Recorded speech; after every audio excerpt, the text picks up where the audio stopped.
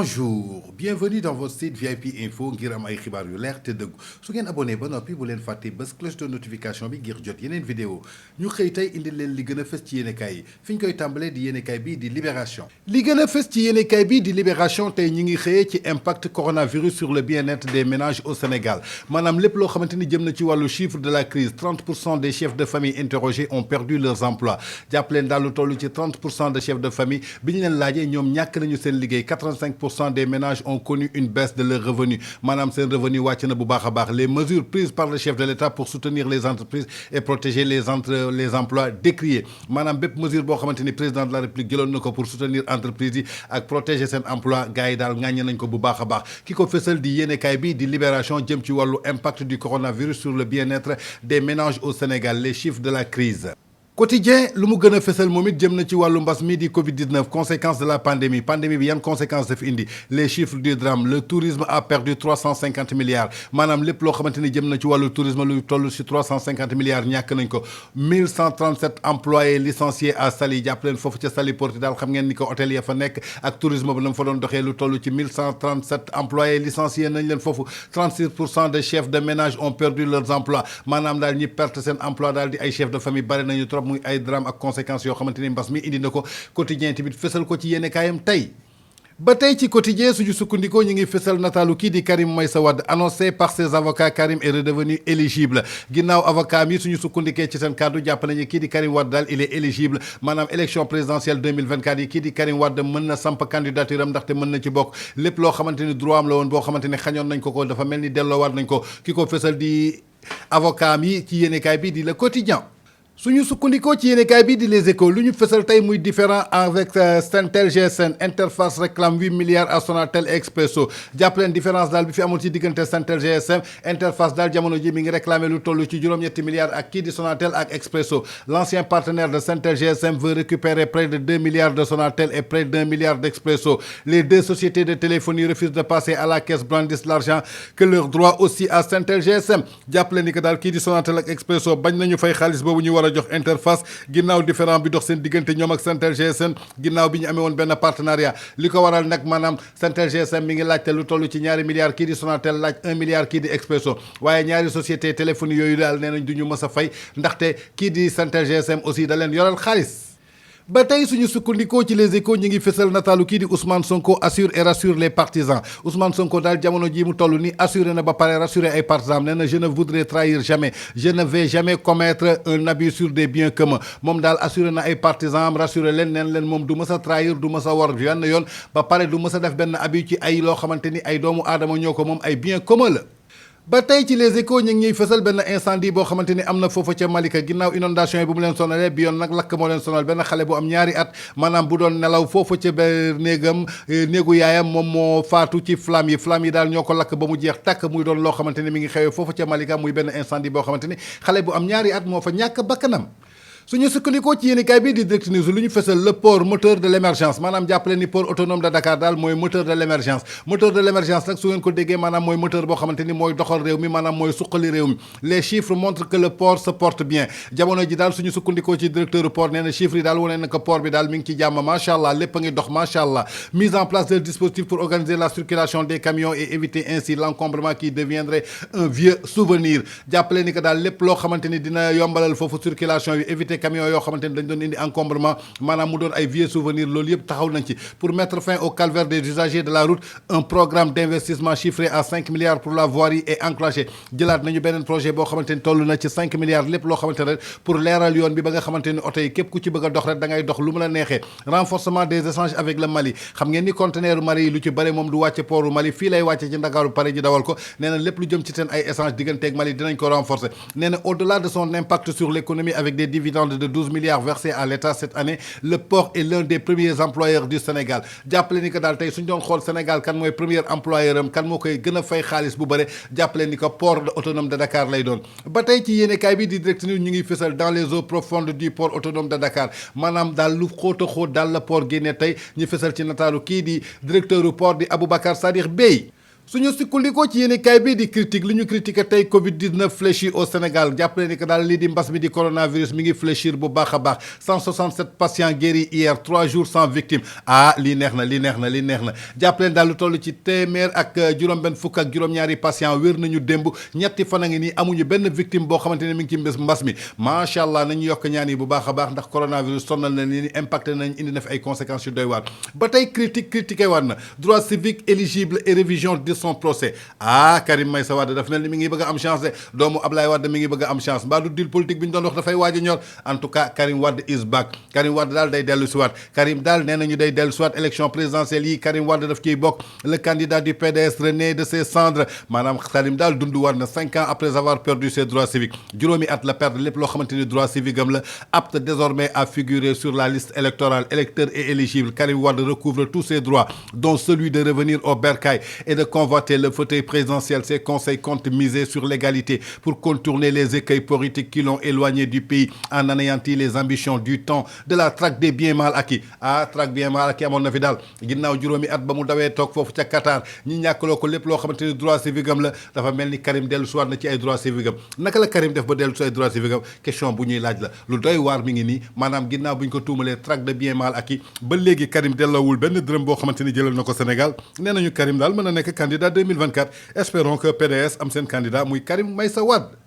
suñu sukkandikoo ci yéenekaay bii di Sud Quotidien lu ñu fësal tey maanaam gestion des inondations commission d'enquête ou autre mission d'information parlementaire l'Assemblée nationale au secours de l'exécutif Assemblée nationale daal ñu doon na sapeur pompier ci kaw exécutif bii di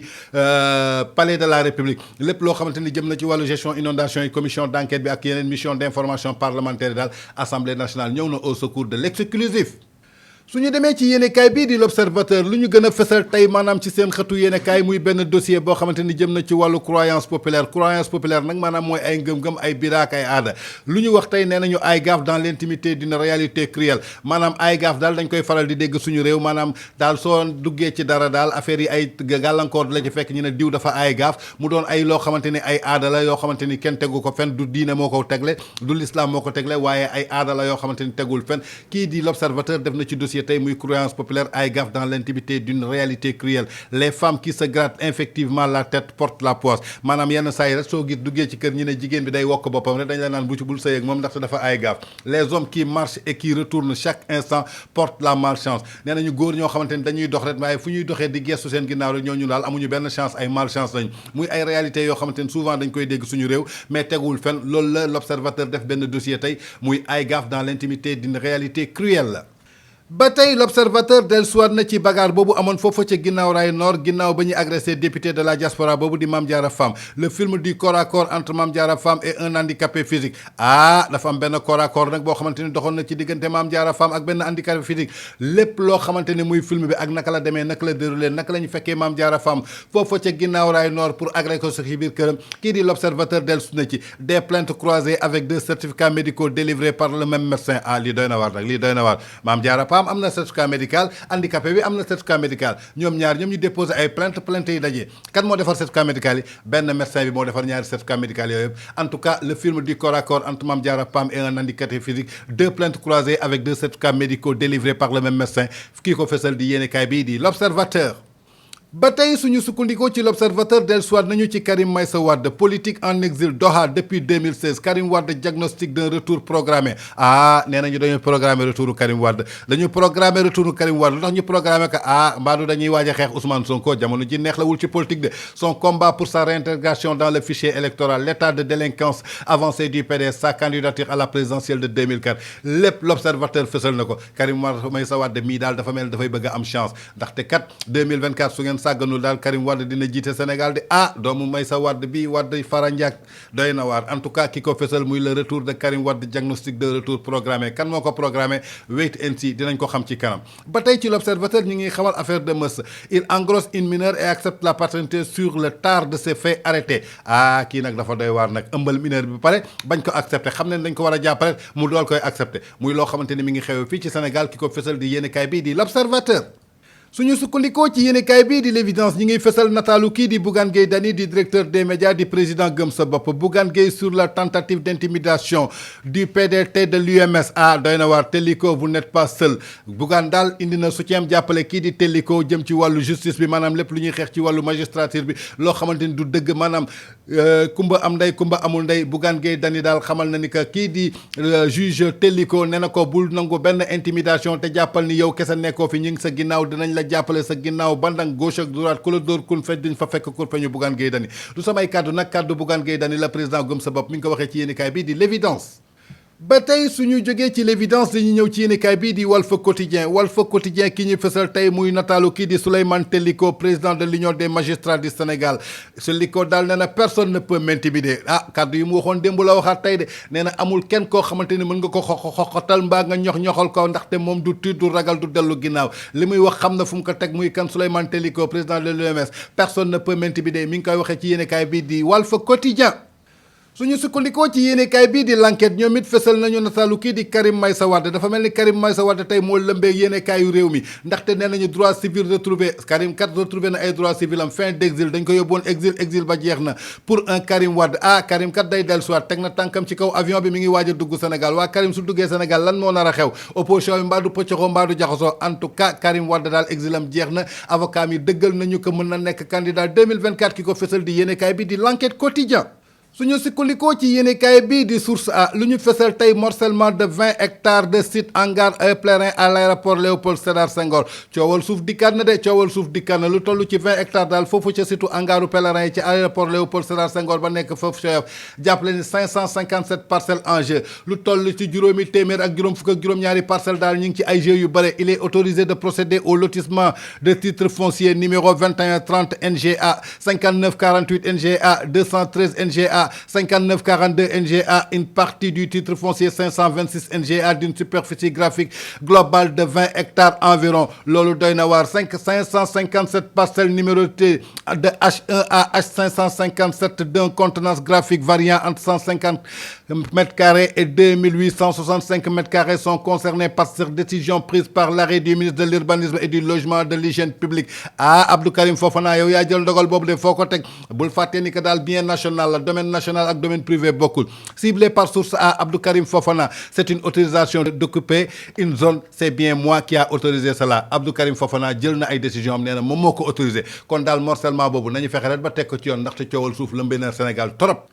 ba tey suñu sukkandikoo ci yéenekaayu des médias bii di tribune lu ñu xamal tey forum de Paris sur la paix édition 2020 Macky confirme sa participation avant ses homologues africains lépp loo xamante ni jëm na ci forumu Paris boobu sur la paix édition 2020 Macky Sall daal moom confirmé na dafay bokk balaa homologue africains yi kenn di naan day bokk moom moo njëkk dugg ne damay bokk bu baax a baax ki ko fesal di yéenekaay bii di tribune ba tey ci tribune ñu ngi xamal kii di Yérim Sow saisit la justice arbitrale Yérim Sow nag mooy le grand milliardaire di borom Radisson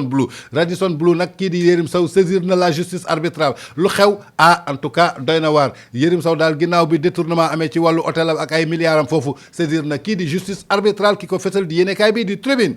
suñu demee ci yéenekaay bii di réew mi quotidien li ñu fësal tey salle de fitness waaw jàppaleen daal salle de fitness yi muy salle de sport yi jamono ji daal doy na benn lieu de rencontre maanaam lu fa xew maanaam des filles à la recherche d'hommes musclés xale yu jigéen yi daal dañuy wut ay xale yu góor yoo xamante ni dañuy musclé wu am doole maanaam seen loxo yi dagg seen tànk yi dagg seen dënn yi pectoraux yi taxaw moo waral salle de fitness yi jamono yi daal xale yu jigéen yi daal suñu foogoon entraînement moo leen fa yóbbu ak defar seen yaram waaye ndekete loolu yóbbuwu leen fa recherche d'hommes musclés kese moo leen fa yóbbu waa homme musclé moom loo koy xale yu jigéen yi doyee en tout cas question bi may laaj la ki ko fesal nag di réew mi quotidien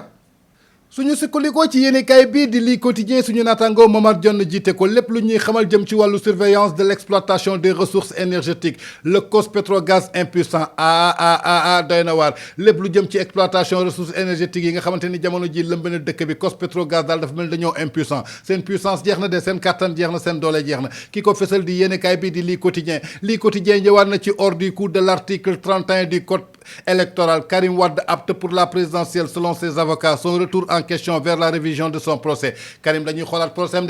procès dafa mel ni jamono ji apte na ginnaaw ñeenti at ba mu ko tëddee foofu tëdd fii benn at te juróomi at lañ ko tëjoon dafa mel ni Karim purgé na penam foofu ca Doha donc dafa war a dellusiwaat ñu jox ko ay droits civiques am mu bokk ci élection présidentielle 2024 yi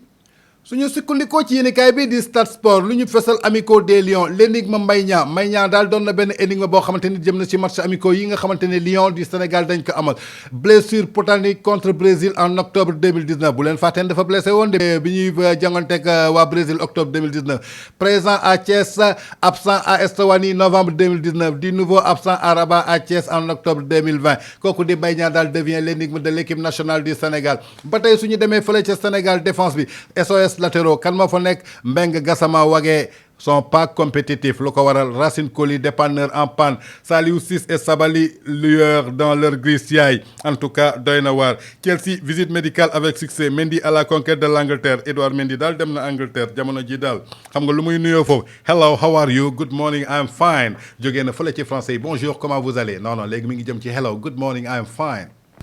suñu sukkandikoo ci yéenekaay bii di suñu lamb ñi ngi fësal kii di Abdou Latif Ndiaye di conseil en com bu Matar Ba le CMG sera réinstallé pour un nouveau mandat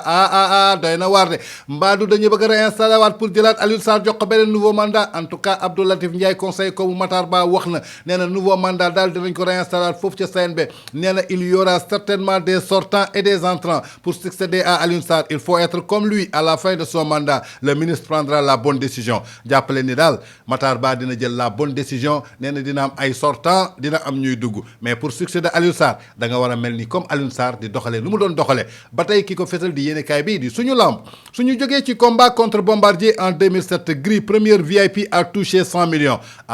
2007 daal mooy combat Gris Bordeaux Bombardier Gris mooy VIP bu njëkk a touché 100 millions maanaam téeméeri millions ci lamb ji ki ko fesal di yéenekaay bii di suñu lamb masque Margan sur Tapha Tine Boy Niang il y a des gens qui voudraient saborder le combat Max Margan daal nee na am na ñoo xamante ni dañu bëgg a saboter combat kii di Boy Niang ak Tapha Tine lu waral ñu bëgg ko saboter en tout cas Sénégal doon na dëkku hypocrite ku nekk di wax fii nekkate yaa ngi ruumandaat ci suuf di def loo xamante ni mooy loolu du samay kaddu Max Mbargane la fi mu ko waxee ci yéenekaay bi di suñu lamb jërë ngeen jëf ginnaaw bi leen indilee li gën a fës ci seen yéenekaay tey di àllarba ñaar fukki fan ak ñett ci weeru septembre atum 2020 di leen jox dig daje ëllëg ci suba incha allah d'ici là nous vous souhaitons de passer une excellente journée